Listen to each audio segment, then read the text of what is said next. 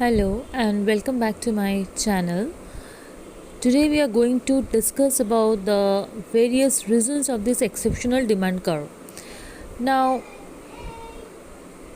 we last class we have studied that the law of demand what we have studied that other things remaining constant, if price fall quantity demanded increases, and if price increases quantity demanded falls. In that case there is an inverse relationship between price and quantity demanded.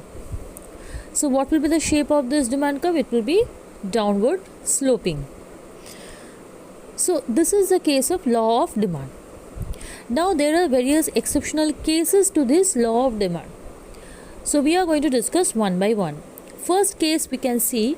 So in this exceptional case there will be a direct relationship between price and quantity demanded. That means if price rises, your quantity demanded of the good will also rise, and if price falls, the quantity demanded for that good will also fall. So in that case, what will be the shape of the demand curve? It will be upward rising, as there is a direct relationship between price and quantity demanded. So the first reason to the exceptional of the demand curve is that Veblen effect. Now what is this Veblen effect? T. Veblen, he was an economist. He first identified the behavior pattern among the rich who buys expensive things. For example, expensive watches, diamonds, just to show that they are rich.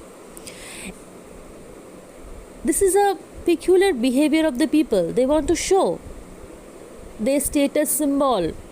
They want to show that they are rich. So that is the reason they will buy expensive items. Even if the prices of those goods are high, the demand for those goods will be high, because they will just want to show that they are rich.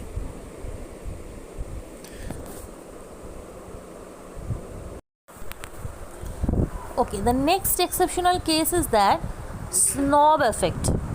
Now see, this Veblen effect, snob effect, bandwagon effect, they are almost related to each other.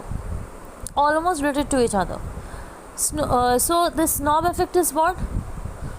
Snob effect also, they also wanted to show their status symbol, their prestige in the society. They also wanted to show. That is the reason they will buy a work of handicraft or a sports car which is demanded more by the higher income group of people, and this work of handicraft, or we can tell the sports car, they are also very much expensive. So as they are expensive, that is why they are demanded more by this higher income group of people, just in order they want to show their prestige, they want to show their status symbol.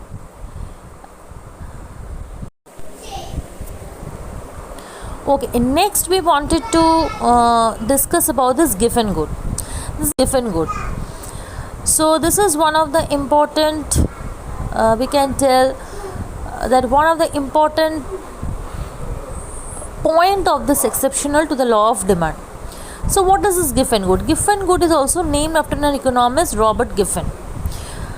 So Robert Giffen has also observed this behavior of the people, of the consumer. Robert Giffen also observed the behavior of this consumer. And this giffen good is what? This giffen is an inferior good. But we cannot say that all inferior goods are giffen good. We can tell that giffen good is an inferior good, but we cannot say that all inferior goods are giffen good. And the next part, so in order to understand this, what is this giffen good? What we have to do, first we have to know the concept of money income and real income. We have to know these two concepts. What is this money income? What is this real income? Money income means the consumer's income, which is measured in rupees or in dollars. And what is the real income? Real income is the purchasing power of the people, which means that the amount of goods and services that he can purchase with his given money income. That is the difference between a real income. Real income is the purchasing power, and money income means the consumer's income, and that is expressed in rupees or dollars or some other currencies.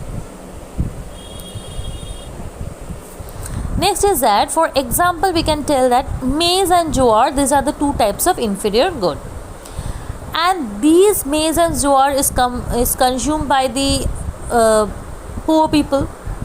They consume maize and jowar. Now when the price of this maize or jowar falls, then the real income of the consumer will rise. That means what? They are able to purchase more of the superior goods like rice and wheat.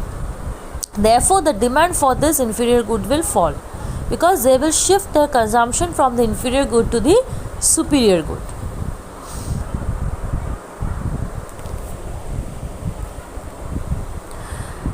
And when the price of the inferior goods rises, their real income will fall, and they will cut the consumption of the superior good, and they will try to intake the inferior good. Why? Because they intake a huge amount of this inferior good. The consumption of the inferior good is much more than the superior one. And next part is the bandwagon effect. What is this bandwagon effect? The consumer try to imitate the style, fashion of others. This is a type of conspicuous consumption.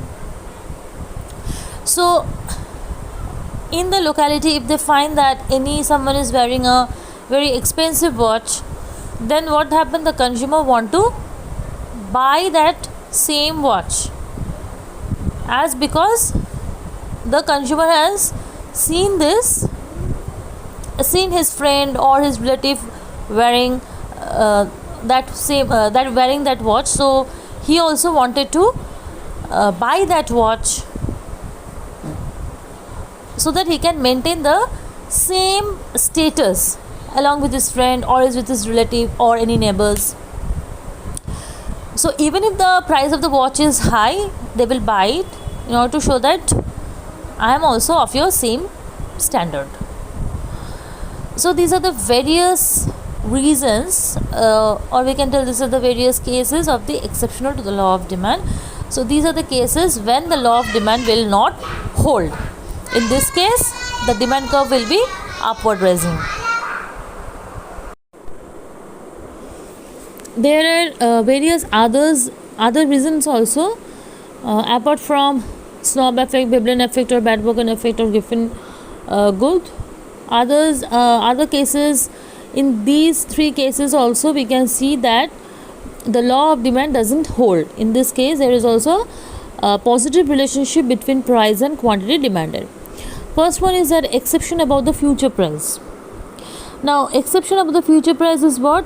Suppose a consumer anticipate that there will be a fall in the price of any commodity in the future. So what they will do? They will postpone their purchase even if the price is less for today, as because they want to purchase in for the future,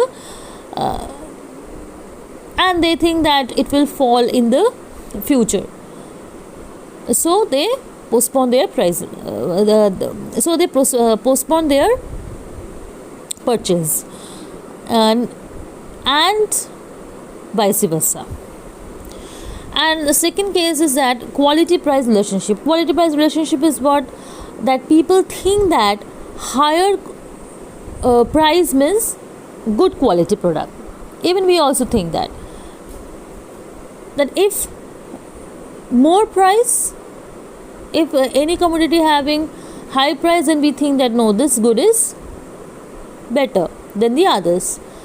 So there is a quality price relationship. We think that this is a quality good, quality product, as because the price of the product is very much high.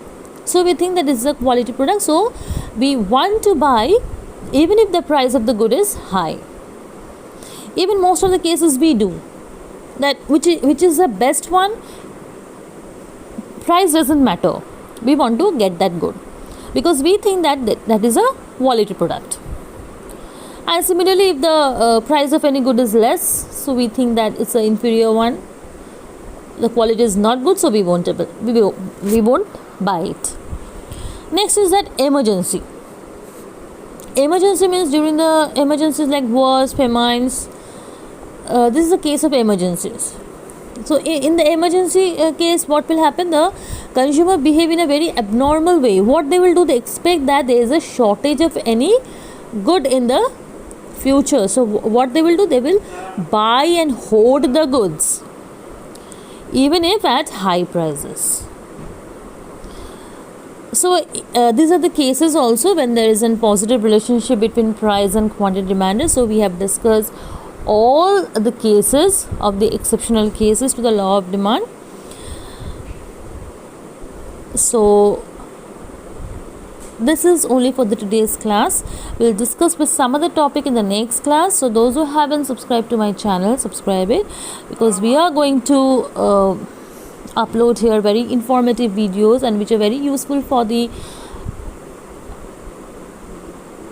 ISC students, cbse students, those who are appearing for the board exams. So subscribe to my channel, and so that you won't miss up any videos. Thanks for watching.